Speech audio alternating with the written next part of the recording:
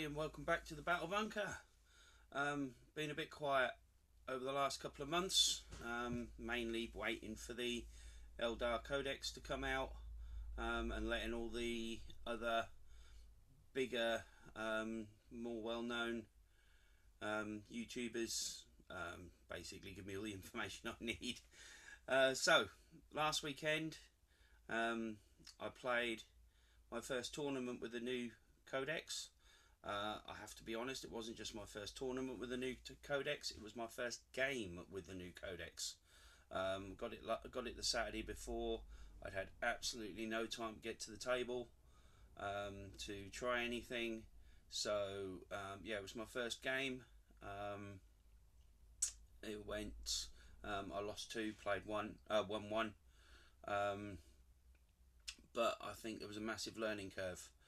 So what I did is I basically took the list that I'd been playing previously, and that's listed in previous videos, and I took the Harlequin bikes out, and the new points and everything. It gave me enough points to put a Falcon and 5 Howling Banshees into the army.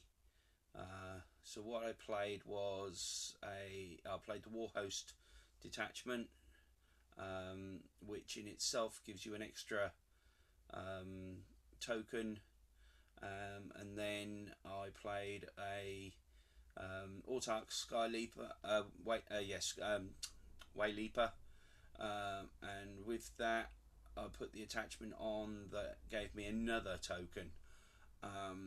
In reality and in hindsight, I think at the tournament there were 4 Eldar players, and most of us did the same thing. Certainly one I spoke to, in fact one I played, he did the same thing, and we both came to the same conclusion.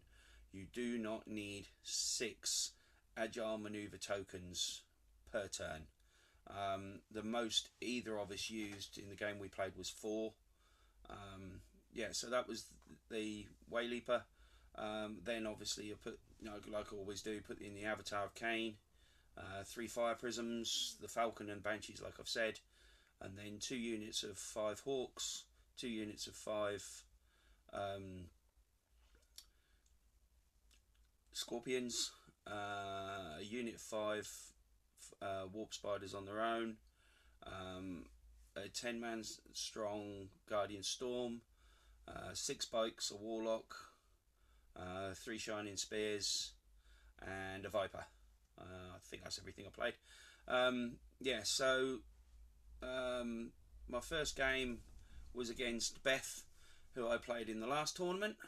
Beth this time played Death Guard, and I will say that Beth, you played the Death Guard so much better than you played the Imperial Fists last time. It was a really good game. You played really well. Anybody that tells you Death Guard are slow is a bloody liar. Yeah, I started the game. I put my 2 units of Striking Scorpions out to infiltrate 9.25 inches off Beth's deployment zone. Beth lined her Poxwalkers up just inside, so it was probably only about 9.5 inches away from each other. Beth got first turn, so I scouted my Scorpions back 7 inches into the ruins behind, thinking that Poxwalkers were slow. Now Death Guard, everybody tells me Death Guard is slow. No, she moved. She then proceeded to roll a 12-inch charge from the Poxwalkers, putting the Striking Scorpions into close combat. Immediately they're -1 toughness, so we're now looking at T3 Squishy Elves at T2. Yeah, and she also -1 to hit as well, So instead of hitting on 3s, you're hitting on 4s. So that's pretty much how the game played. Yeah, I ended up tied up in the midfield with Beth. It was Purge the Foe. It was on Crucible of Battle, so we're fairly close together anyway. And I rolled my dice. I should have known from the very first roll of the dice of the game. I should have known how it was going to go. I rolled a 1 as to whether I wanted to be defender or attacker, and I don't think, with exceptions of a few rolls, I might as well have just left my models on the board. Couldn't make an armor save, couldn't hit, and everything that Beth was doing was exactly what she needed to do to counter a fast Eldar. She got me tied up, and in the end, I lost the game. So yeah, that was round 1. Well done, well played, Beth. Really good game. I enjoyed it immensely. So we're 1-1 now. So next tournament we'll have a rematch, and we'll just see how we go, shall we? All right. The next game was against Dan, who's a Black Crow. I don't know if everybody out there is familiar with Black Crow gaming, but Dan's a Black Crow. He was also playing Eldar. He was also playing Warhost. Very bit different list to mine. He had a lot more bikes.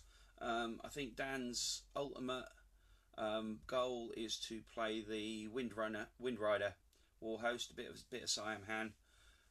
So he had three units of bikes, I think he had, and then he had 2 Warwalkers, a Wraith Knight, the Avatar, a Lycus, and 5 Spiders. Oh dear, yeah, that hurt. That hurt lots. And he had a Fire Prism as well. So first, again, rolled off. Dice still weren't with me. I bought some brand new Eldar themed dice, and they just did not show up on the day. So Dan goes first.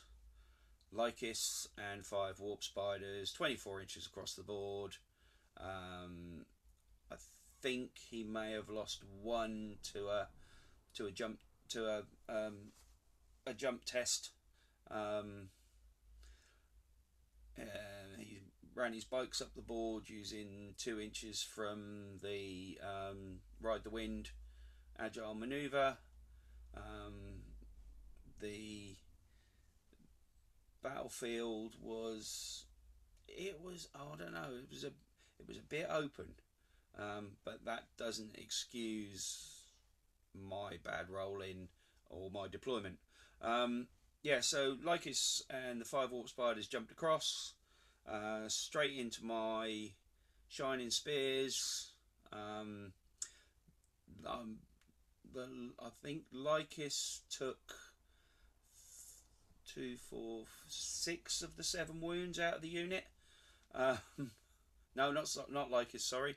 The Exarch with his Power Blade array took 6 out of the 7 unit models out of the wounds out of the unit, and Lycus then cleared up. His Fire Prism came across, and there was the tiniest amount of falcon sticking out from behind a building, and suddenly my Howling Banshees were pedestrians, and that's kind of how the game went. His 6 Shuriken Cannon bikes opened up on my 6 Shuriken Cannon bikes and Warlock, and I picked them all up and put them back on the trolley. So I'm vastly down at the start. Luckily enough, when my Falcon blew up, I didn't lose any of the Howling Banshees. They proceeded to stomp across the board, and they actually killed the 5 Spiders and Lycus. So yeah, I was quite pleased with that. They may have had a little bit of help along the way. I don't remember exactly. Yeah, so my avatar then stomps up the board to deal with these 6 bikes that that killed my bikes. He deals with them, and he then wanders across, charges into combat with, I believe it was a Wraith Lord. He wins the combat, but he ends up down in 2 wounds. In the meantime, the game itself, points wise, was only for the first 3 into turn 4. There was only 1 point in it between the 2 of us, backwards and forwards. Unfortunately, a war of attrition, that little bit of an attack at the beginning, meant that I was significantly down on numbers from the get-go. The player of the match, without question, was my avatar, who on 2 wounds walks across the battlefield, walks up to his Wraith Knight, shoots it, yeah, even bracketed, manages to do a significant amount of damage shooting it. I think I was lucky enough to roll a 6, so I got the D3 sustained hits on his ranged weapon. He then charged the Wraith Knight, and this was a full wounds, not hurt Wraith Knight whatsoever, and the avatar killed it. Yeah, so that was mildly amusing to watch on both parts. However, his Farseer with his Guardian Defenders then stepped round the corner of the building, and his Farseer used Eldritch Storm on the avatar and proceeded to kill it. Like I say, the game was really tight up until turn 4, where suddenly Dan managed to hold 4. It was a take and hold mission. He managed to hold 3 or 4, and that just pushed him ahead, and I did not have the numbers to be able to counter come the start of turn 5. Even though I was going last, I think I started turn 5 with 3 Howling Banshees on the board, and at that point I shook Dan's hand. Really good game. So that was the 2 losses, but I did learn a lot about the new Eldar Codex in the time. Like, I'd been reading it and looking at the app and everything, and at no point had I noticed, until we was in the middle of that game, and Dan hadn't noticed either, that jet bikes now get a 6+ invul save, which was nice, and neither of us had noticed until that game that Stroking Scorpions crit on a 5, not a 6, for their sustained hits. So yeah, learnt loads. Really good game. So game 3. How many times have I played you, Jay? Yeah, so it was against my teammate Jay, with his guard. He was also playing a new codex. He had changed, so the tournament was on Saturday. He had been advised to, instead of playing an index list, to play a codex list on the Thursday. So he had to completely rewrite his list. He had so many pieces of paper and things scattered around with all his notes and everything on it, because at the time the guard had not updated on the app. So he was working out of the book and with handwritten notes and things. Another really good game. Me and Jay, we always have a really good game. They always seem relatively tight. I did discover during the game just how good Shining Spears are now in close combat with a tank, with their anti-vehicle 3+.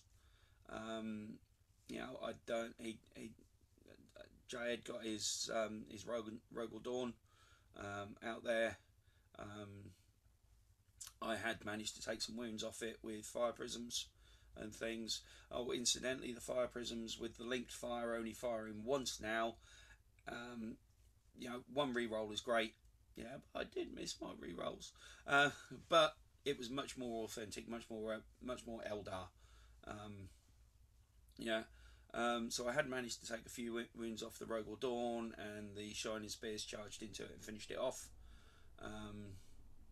Again, this was a really good game, which eventually I did come out on top of. Yeah, so that's how the tournament went. I lost the first two games, won the third one against Jay. I've lost count a number of times. Me and Jay have played each other, and it tends, you know, there has been a bit of a flip flop as to who wins. We always have really close games. We always have a lot of fun. So my ultimate goal now is I'm probably going to come away from the War Host. For those of you that have been watching my videos from the first one and the first tournament I played, you'll realise that I've always wanted to play Harlequins as a standalone, or as near as I can get to solo Harlequins army. So I think I'm probably going to focus on that now. Although I am going to, having been a BL Town player during 3rd and 4th edition, I am also going to have a decent look at the Aspect Host. But those are two things for another video. As for now, I shall say goodbye and wish you all well, and may the dice forever roll in your favour. Goodbye.